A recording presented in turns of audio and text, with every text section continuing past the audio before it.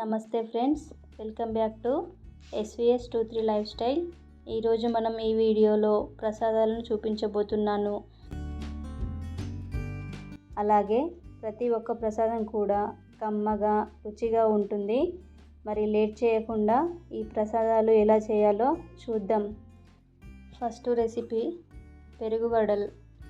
దీనికోసం పప్పుని 3-4 గంటల ముందే నానబెట్టాలి.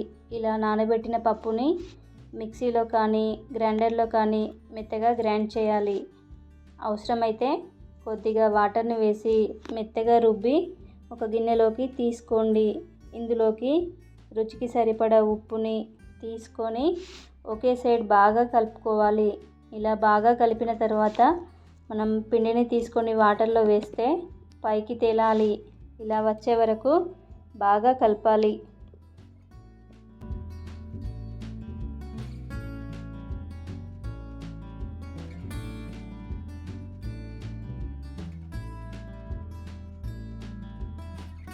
వడలు చేయడానికి ఇందాక కలిపి పెట్టిన పిండిని తీసుకొని వడల్లా చేస్తూ వేడివేడి ఆయిల్లోకి వేస్తూ ఫ్రై చేయండి. వెంటనే టర్న్ చేయకుండా 1 లేదా 2 నిమిషాల తర్వాత టర్న్ చేస్తూ మంటను మీడియం ఫ్లేమ్లో పెట్టి ఫ్రై చేయాలి.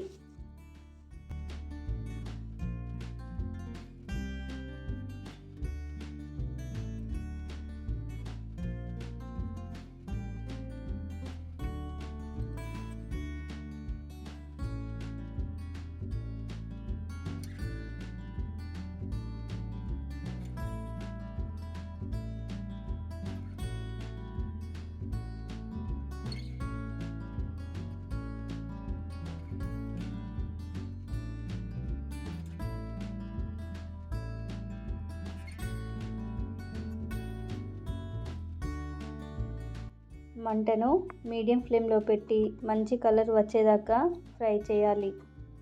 ఇలా బౌల్లోకి పెరుగును తీసుకొని అందులో రుచికి సరిపడా ఉప్పు తీసుకోవాలి. అలాగే పెరుగు కొంచెం పల్చగా కావడానికి కొద్దిగా వాటర్ని యాడ్ చేయాలి. ఇందులో పోపు కోసం ఓ ప్యాన్ పెట్టి 1 టేబుల్ స్పూన్ ఆయిల్ వేసి ఆయిల్ వేడయ్యాక శనగపప్పు, కొంచెం మినప్పప్పు, ఆవాలు, జీలకర్ర వేయాలి. ఇది కొంచెం ఫ్రై అయ్యాక పచ్చిమిరపకాయ ముక్కలు, ఎండుమిర్చి, అలాగే కరివేపాకును తీసుకొని పోపును బాగా ఫ్రై చేసి ఇందాక కలిపి పెట్టిన పెరుగులోకి తీసుకోవాలి. ఇందులోకి సన్నగా తరిగిన కొత్తిమీరను తీసుకొని బాగా కలపండి. ఇలా కలిపిన పెరుగుని పక్కకు తీసుకోవాలి. ఇప్పుడు ఒక బౌల్లో వాటర్ పోసి అందులో కొంచెం సాల్ట్ వేసి బాగా కలపండి. ఇలా ఫ్రై చేసిన వడల్ని సాల్ట్ వాటర్లోకి తీసుకోండి. ఒక 2 నిమిషాలు ఇలాగే వదిలేయండి. 2 నిమిషాల తర్వాత వడలను లైట్గా ప్రెస్ చేసి కలిపెట్టిన పెరుగులోకి తీసుకోండి. ఇలా పెరుగులోకి డిప్ చేసామంటే కమ్మని వడలు రెడీ అయినట్టే.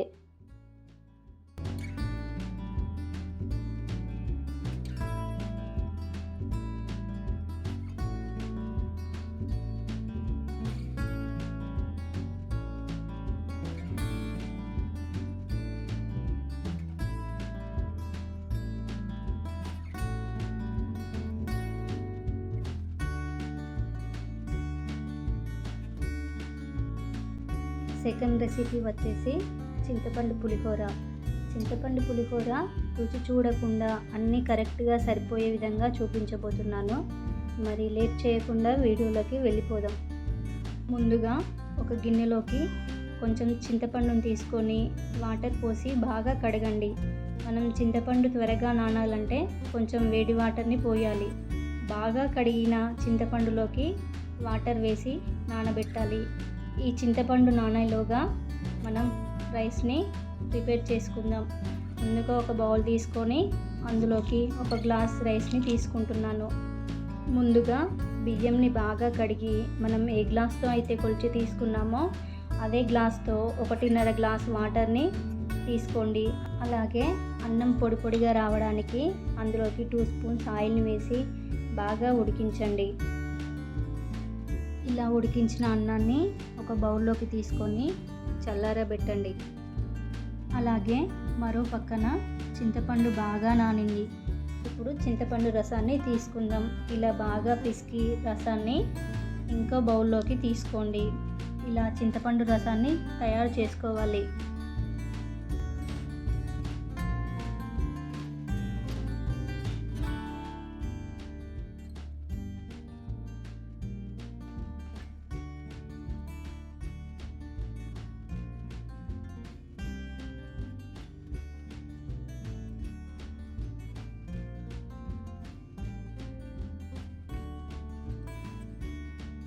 ఇలా తయారు చేసుకున్న చింతపండు రసంలోకి కొంచెం సాల్ట్ని, అలాగే ఒక టేబుల్ స్పూన్ బెల్లంని, అర టీ స్పూన్ పసుపుని, కొంచెం మిరియాల పొడిని, కొన్ని కరివేపాకు రెమ్మల్ని తీసుకొని బాగా ఉడికించండి.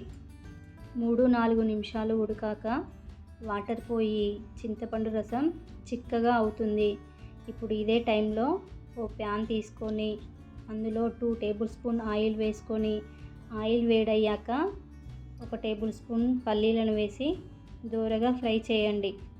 పల్లీలు ఇలా ఫ్రై అయ్యాక ఇందులోకి 1 టేబుల్ స్పూన్ మినప్పప్పు, 1 టేబుల్ స్పూన్ శనగపప్పు, అర టీ స్పూన్ ఆవాలు, అలాగే 2 పచ్చిమిర్చి ముక్కలు, కొద్దిగా కరివేపాకు, అర టీ స్పూన్ ఇంగువ, రుచికి సరిపడా ఉప్పు తీసుకొని బాగా ఫ్రై చేయండి.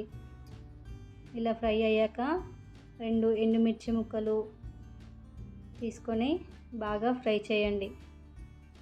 ఇలా ఫ్రై అయ్యాక ఇందులోకి కొంచెం పసుపుని తీసుకొని ఫ్రై చేయండి. మరీ ఎక్కువ తీసుకోకండి, ఎందుకంటే ఆల్రెడీ మనం చింతపండు రసంలో పసుపు వేస్తున్నాం. ఈ పోపుని అన్నంలోకి తీసుకోండి. మరో పక్కన ఉడికించి పెట్టిన చింతపండు రసాన్ని వేసి బాగా కలపండి.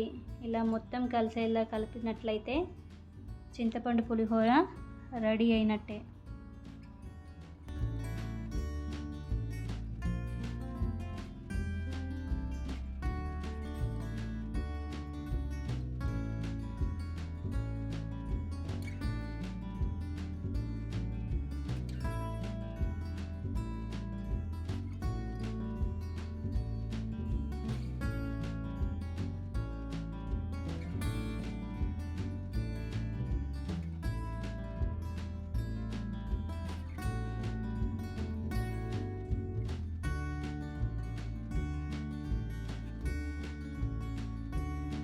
థర్డ్ రెసిపీ వచ్చేసి కోకోనట్ రైస్.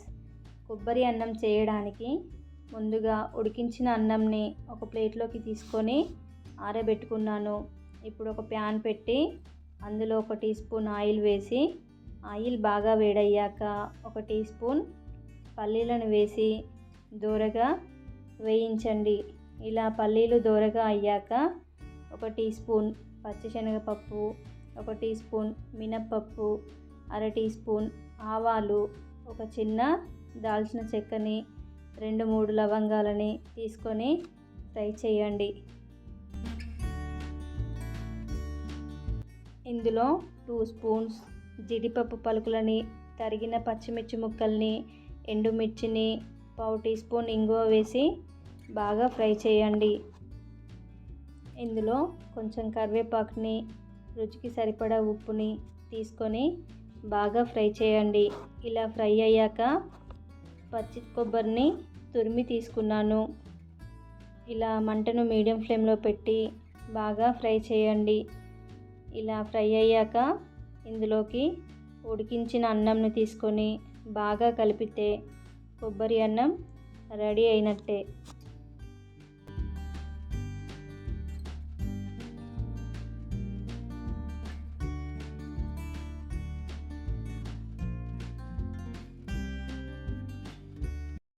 ఫోర్త్ రెసిపీ వచ్చేసి రవ్వ కేసరి. పండుగ రోజు ప్రసాదంగా తప్పనిసరిగా చేసుకుంటాం. ముందుగా ఒక ప్యాన్ పెట్టి అందులో 1 టీ స్పూన్ నెయ్యిని తీసుకొని, నెయ్యి వేడయ్యాక 1 గ్లాస్ రవ్వను తీసుకొని 3 లేదా 4 నిమిషాలు మంటను మీడియం ఫ్లేమ్లో పెట్టి బాగా కలపండి. ఇలా కలుపుతూ ఫ్రై చేసామంటే లైట్గా కలర్ మారుతుంది.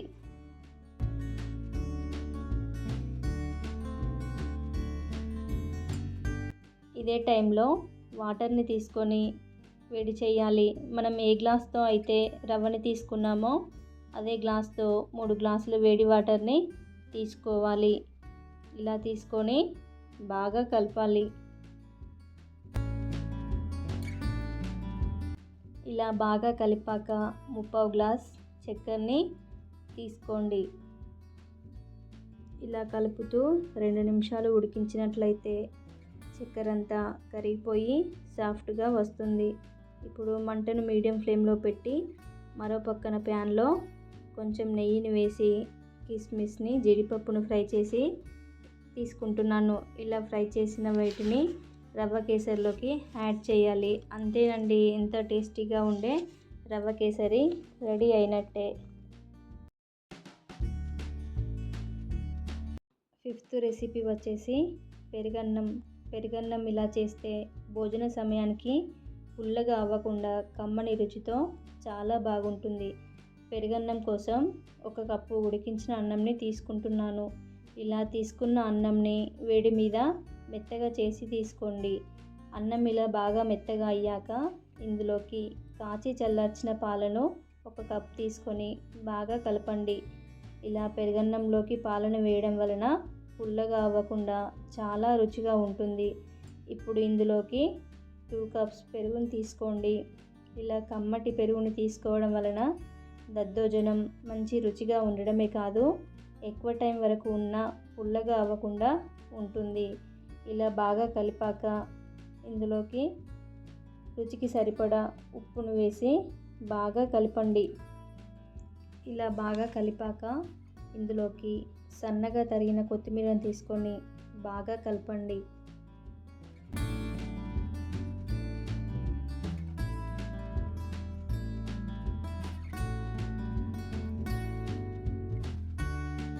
ఇందులోకి పోపును ప్రిపేర్ చేద్దాం. ఒక బౌల్ తీసుకొని అందులోకి 1 టేబుల్ స్పూన్ ఆయిల్ని వేసి ఆయిల్ వేడయ్యాక కొంచెం పల్లీలు వేసి దోరగా ఫ్రై చేయాలి. ఇలా ఫ్రై అయ్యాక 1 టీ స్పూన్ శనగపప్పు, 1 టీ స్పూన్ మినపప్పు, 1/2 టీ స్పూన్ ఆవాలు వేసి ఫ్రై చేయాలి. ఇందులో కొన్ని జీడిపప్పు పలుకులను వేసి ఫ్రై చేయండి. ఇలా ఫ్రై అయ్యాక 2-3 పచ్చిమిర్చి ముక్కల్ని, అలాగే ఎండుమిర్చిని, 1 టీ స్పూన్ మిరియాల పొడిని, 1/4 టీ స్పూన్ ఇంగువని వేసి ఫ్రై చేయండి. ఇలా ఫ్రై చేసిన పోపుని పెరుగన్నంలోకి వేసి బాగా కలపండి. ఒకసారి అన్నీ కలిసేలా కలిపామంటే గుడిలో ప్రసాదంలా చాలా టేస్ట్గా ఉంటుంది. అంతేనండి, ఎంతో రుచిగా ఉండే పెరుగన్నం రెడీ అయింది. మీరు కూడా ఈజీగా చేసుకునే ఈ ప్రసాదాలని ట్రై చేసి ఎలా ఉందో కామెంట్ సెక్షన్లో కామెంట్ చేయండి. అలాగే నా వీడియో కనుక ఫస్ట్ టైం చూసినట్లయితే సబ్స్క్రైబ్ చేసుకోండి. Thank you for watching.